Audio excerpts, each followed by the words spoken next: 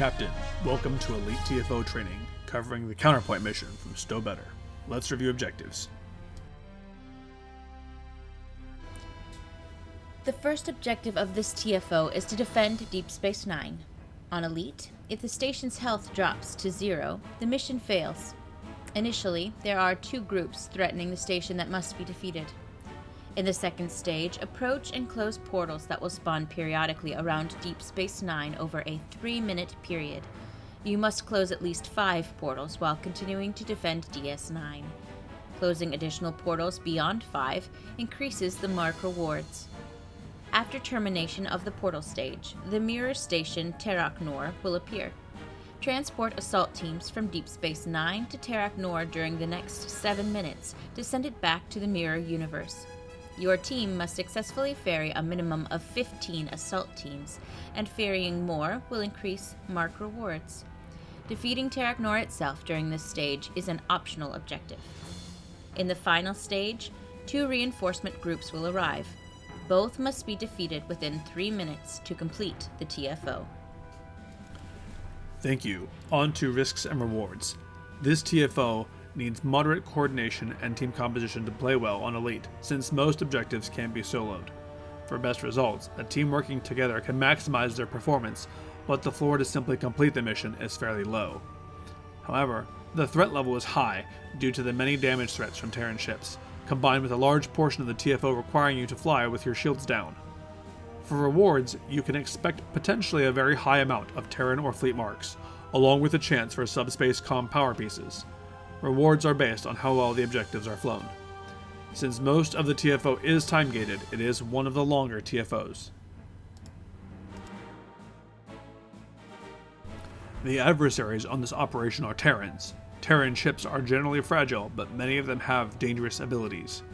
Terran temporal ships like the Mobius, Wells, or Paradox classes have a large AoE disable that can freeze you in place, but this is more annoying than dangerous.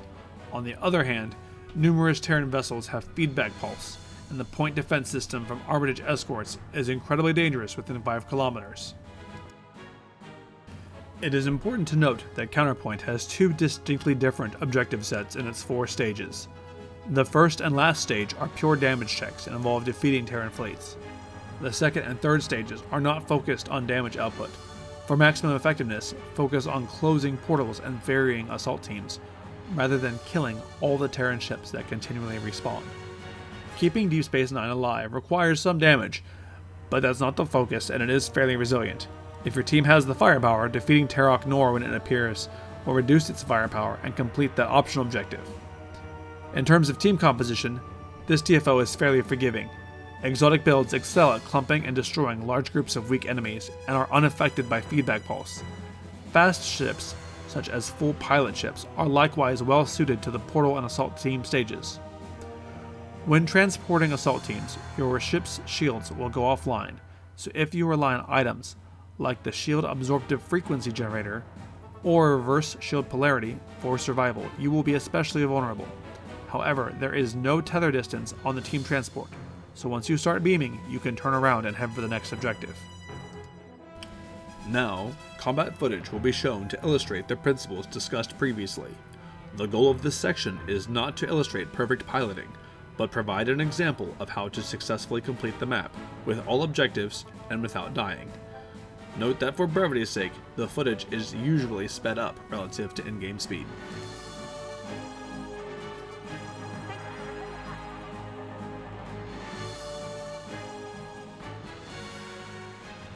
Tank builds are moderately successful on this TFO due to the numerous targets throughout the operation, but while it can be helpful, a tank is not needed for successful completion of the TFO. Most threatening enemy damage can't be fully aggroed, though suppression barrage can assist in keeping allies alive. Tank builds can also struggle to quickly destroy enemy ships on Elite, especially the more supportive tanks. Leaving large numbers of damaged enemy ships does nothing to help with your team's effort. In this opening stage, attack the groups of Terran ships until they are all defeated. Only the command battleships have any significant amount of hit points, and the rest of the ships are relatively weak. Try and position to strike multiple ships at once to maximize your damage output and draw aggro to yourself as the tank. In the second stage, focus on closing portals unless you're the only AoE build. If that is the case, focus on defending Deep Space Nine. As a tank, you certainly can hover over Deep Space Nine and just fight the Terrans, especially if large numbers of ships have accumulated, but it's not usually necessary. A strong EPG build can more easily handle the Terrans attacking the station. I chose to eventually switch from portals to defending Deep Space Nine in this playthrough to illustrate how it's done, but as you can see from the health bar on the side of the screen, it wasn't really necessary. You must be within 7 kilometers of a portal to initiate closure, and they have a 10-kilometer leash distance once the closure has started. The minimap can help you easily find them if it's hard to see them through all of the visual effects. Engaging the Terrans at each portal is unnecessary and counterproductive. This stage continues for 3 minutes, and if the majority of the team focuses on portal closure, it's possible to close well over a dozen of them for significantly higher rewards than just closing the minimum 5. Deep Space Nine is fairly survivable, so while it's unwise to completely ignore the ships attacking it, it does not need to be babysat all the time in this stage.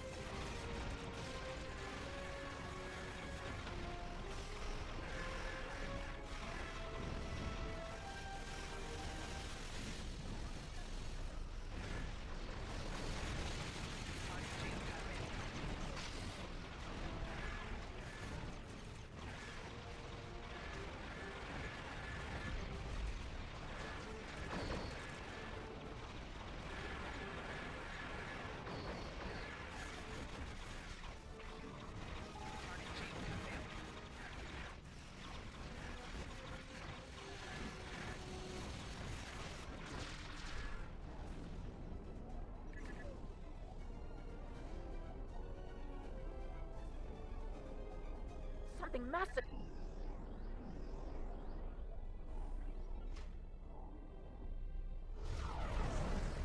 Surrender to the Terran Empire.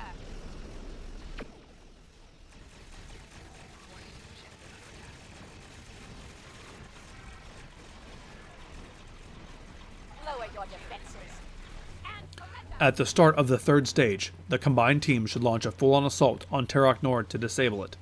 Once disabled, it will no longer attempt to repair itself, which makes ferrying the assault team significantly easier. Once that is done, focus on ferrying assault teams back and forth between Deep Space Nine and Terok Nor.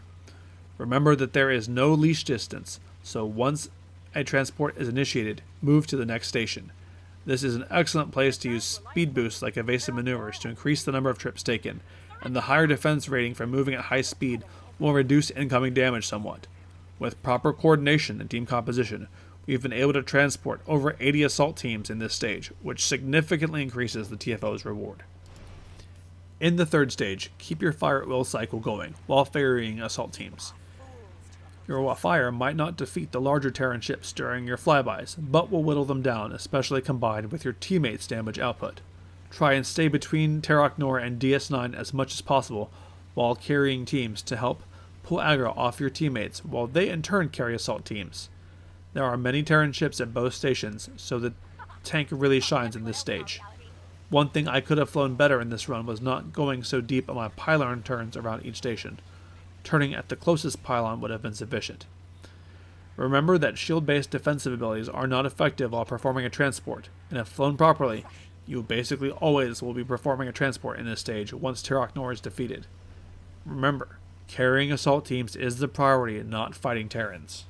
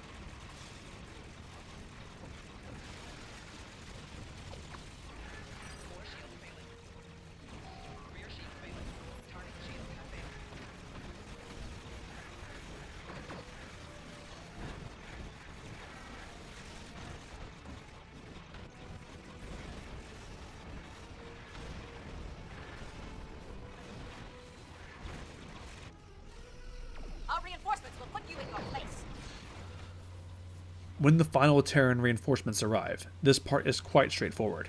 Target the largest dreadnought, or nearest dreadnought, and wipe them out. Tank builds should be able to withstand the oncoming fire while your team takes the rest of the fleet down, and holding aggro should not be difficult in such a small combat area. One warning, avoid getting caught in the Mobius, Wells, or Paradox dreadnoughts AoE disable, as you won't draw fire during the effect. Once the Terrans are defeated, the mission ends. You haven't seen the last of me! Captain, if this breakdown helped you in your quest to play Stowe better, please consider liking this video and subscribing to our channel. The link to the specific build used for this tutorial is in the description.